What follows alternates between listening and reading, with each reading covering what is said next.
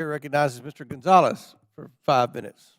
Thank you, Chairman Comer, for hosting me today. I represent 42% of the southern border, places like Uvalde, Eagle Pass, Del Rio, El Paso County that are in the news every single day. As a representative of the largest border district in the country, I share the frustrations with my colleagues, and it's long time for Congress and the administration to stop playing political games and do something. I want to first start by thanking you. Thank you, both chiefs, for everything that you do. Thank you for the men and women in green that every day roll up their sleeves and go to work. My first question is to Chief Chavez. Yes or no, please. Do you think repatriation flights work?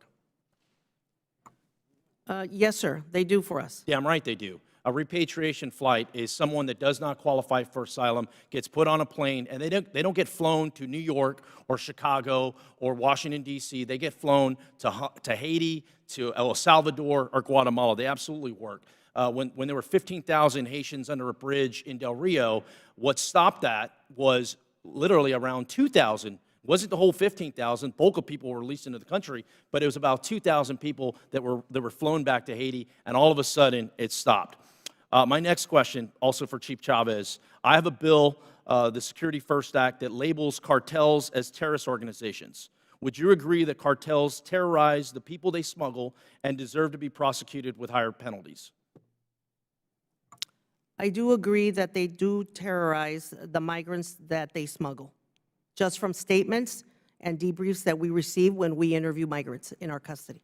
Of course, these are evil people that don't even view these migrants as cattle. They're really mistreated in every single way. Next question, also for Chief Chavez. Does the Border Patrol currently have the capacity to permanently house all migrants for the entire length of their asylum process? Absolutely not, Congressman. We do not have that level of capacity in our facilities.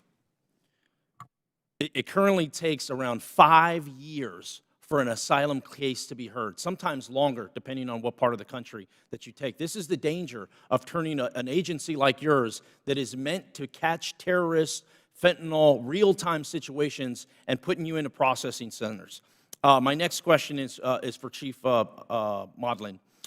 Would banning all asylum claims, including people in legitimate life or death situations, make the border more or less secure? Thank you for the question, sir. I don't know that banning any asylum claims would make the border any more secure. Yeah, I think to your sector in particular, where the bulk of the people coming over are gotaways, are essentially trying to flee and escape. That's what I worry with the rhetoric. If you divide the two, you won't solve the root of the problem, which is essentially catching bad people from into our country. I want to go back to Chief Chavez. Would manpower and technology, would that help start to secure the border? Yes, sir, absolutely. Manpower and technology makes a huge difference in order for us to secure that border. Can you give me some examples of where manpower and technology have been successful? If we go back 27-year career, back in the mid-90s, we had a 5-mile piece of border in San Diego from the beach just to Interstate 5. 5 miles of border, we were encountering over 500,000 people. And in those 5 miles, we increased the amount of personnel, and we tripled the amount of technology. And within a couple of years, we were able to gain operational control of those 5 miles of border. So it was effective. It was really effective, but it also added barrier. So with infrastructure, we were able to gain a significant amount of enforcement there.